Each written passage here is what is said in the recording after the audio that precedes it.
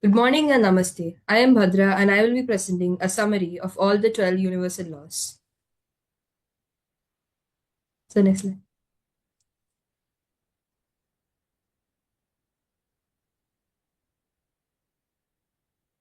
There are 12 universal laws: the law of divine oneness, the law of vibration, the law of correspondence, the law of attraction, the law of inspired action, the law of perpetual transmutation of energy, the law of cause and effect, the law of compensation, the law of relativity, the law of polarity, the law of rhythm, and the law of gender. And I'll also be giving a summary of the butterfly effect. The next slide. The laws. The next slide.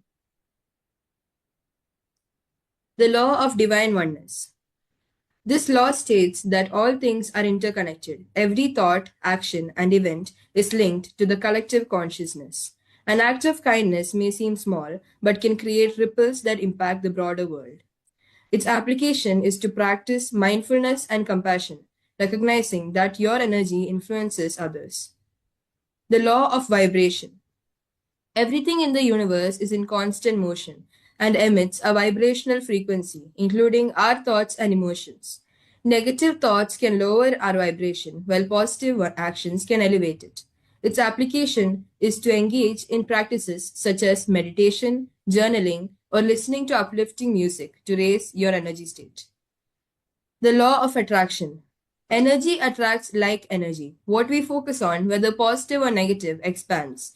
When we dwell on fear or lack, we tend to draw more of the same. Focusing on abundance and gratitude draws positivity. Application: set clear intentions and align your thoughts with the outcomes you wish to achieve. The law of correspondence. Your external environment is a reflection of your internal condition. A disordered life may indicate internal confusion or emotional unrest. Its application is to cultivate self awareness and work towards inner harmony to positively influence our surroundings. Law of inspired action. Manifestation requires both belief and proactive effort. Intent must be supported by aligned action. Visualization alone isn't enough. Meaningful change requires follow through. Its application is to listen to your intuition and take deliberate steps towards your goals. The law of cause and effect. Every action produces a corresponding reaction. Nothing occurs without a reason.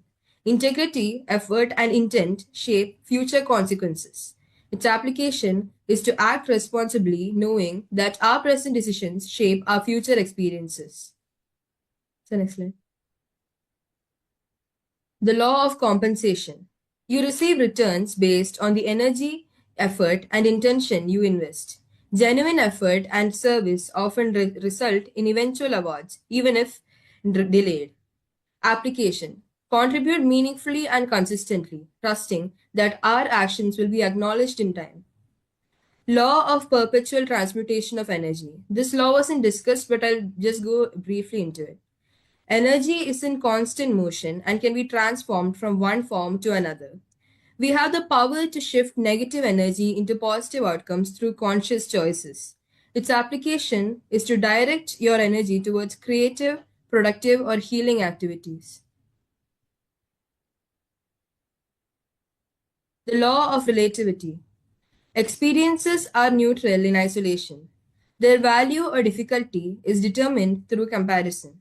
A challenge may feel overwhelming until it is viewed in a broader or comparative context. Its application is to practice gratitude and adopt perspective taking to better navigate adversity. So, next slide. The law of polarity. Everything has a dual aspect: light and darkness, joy and sorrow, success and failure. Understanding opposites allows for greater appreciation of life's contrasts. Its application is to recognize difficulties as necessary counterpoints that foster growth and resilience. Law of rhythm. Life follows natural cycles and patterns, periods of growth, rest, and transition. Just as nature has seasons, so do our personal and emotional lives. The application is to embrace life's rhythms by remaining grounded during highs and patient during lows. Law of gender. All energies contain both masculine and assertive and feminine, intuitive, nurturing qualities. Balanced growth requires the integration of both forces. Its application is to harmonize action with reflection and ambition with emotional awareness. So, next slide. The butterfly effect. Butterfly effect suggests that small, seemingly insignificant actions or events can have profound and far reaching consequences over time. Originating in the chaos theory, an interdisciplinary area of scientific study and branch of mathematics, it emphasizes how a minute change, like the flap of a butterfly's wings, can influence complex systems such as weather patterns or human lives. Application. Be intentional with your choices, words, and behaviors. So, previous. Even the smallest. So, previous slide. Sorry, yeah. Even the smallest act of kindness, decision, or thought can initiate a chain reaction that shapes outcomes in unexpected ways. So, next slide.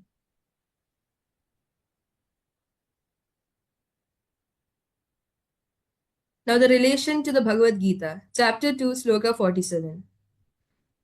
कर्मण्येवाधिकारस्ते मा फलेषु कदाचन मा कर्मफलहेतुर्भूर्मा ते सङ्गोऽस्त्वकर्मणि, which translates to, you have the right to perform your prescribed duties, but never to the fruits of your actions.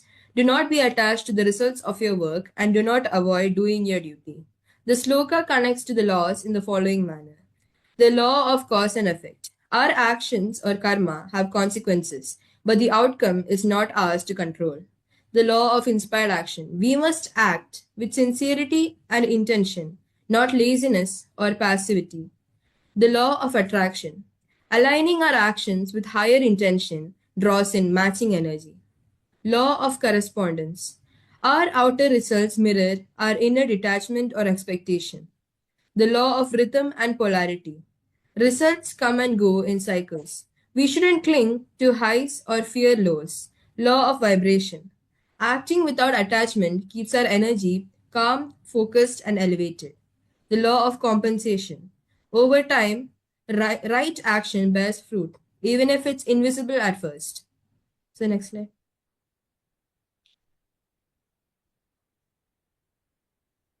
Chapter 1, Sloka 1, and Chapter 18, Sloka 78. धृतराष्ट्रोवाच धर्मक्षेत्रे कुरुक्षेत्रे समवेतायुयुत्सवः मामका पाण्डवाश्चैव किमकुर्वत सञ्जय यत्र योगेश्वर कृष्णो यत्र पार्थो धनुर्धरः तत्र श्रीर्विजयो भूतिर्ध्रुवा नीतिर्मतिर्मम, which translates to, Dhritarashtra said, O Sanjaya, after gathering on the holy field of Kurukshetra and desiring to fight, what did my sons and the sons of Pandu do? And wherever there is Sri Krishna, the Lord of all yogis, and wherever there is Arjuna, the supreme archer, there will also be certainly be unending opulence, victory, prosperity, and righteousness. Of this I am certain. So next slide.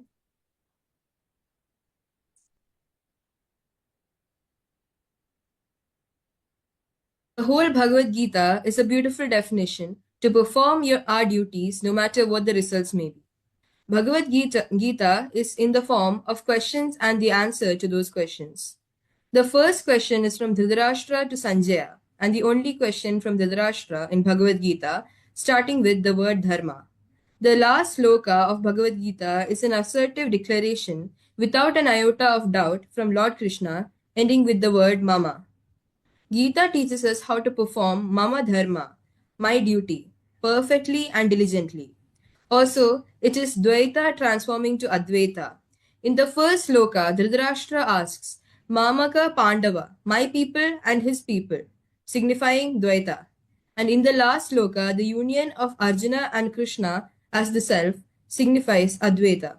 So the culmination of all these 12 laws will make us perform our duty in a perfect way. The universe works in the balance of the 12 laws. So next slide. Now here are some applications of the 12 laws. Improved mindset. The laws help us cultivate a more positive, focused outlook by showing us how our thoughts and energy shape our experiences. Even during setbacks, they encourage emotional resilience and remind us that growth and clarity often come through challenge. Better decision making. By teaching that every choice has energetic consequences, the laws inspire more conscious, intentional action. Instead of reacting impulsively, we begin to pause, reflect, and choose what aligns best with our goals, values, and future self. Aligned relationships. These principles promote empathy and emotional awareness, helping us understand how our energy affects those around us. They support clearer communication, stronger boundaries, and deeper, more meaningful connections built on authenticity and respect. Personal growth. The laws encourage regular self reflection and accountability, helping us recognize unhelpful patterns and make intentional changes. Over time, this builds emotional maturity, healing, and a clearer sense of who you are and what you truly want. Manifestation and purpose. By aligning our thoughts, feelings, and actions with our desires, the laws empower us to co create our life with intention. They shift our focus from passive hoping to active, purposeful living driven by clarity and belief. So, next slide. Thank you. Wonderful. Bhadra, very nicely done. Especially the last portions, 2 or 3 slides, summing up the whole in a very beautiful manner, connecting with Bhagavad Gita and summarizing it with applications. Excellent. Thank you, sir. Okay, so others can now join in for the discussions. Just raise your hands and I will call out. I would also request Anandji to speak a few words after the children, and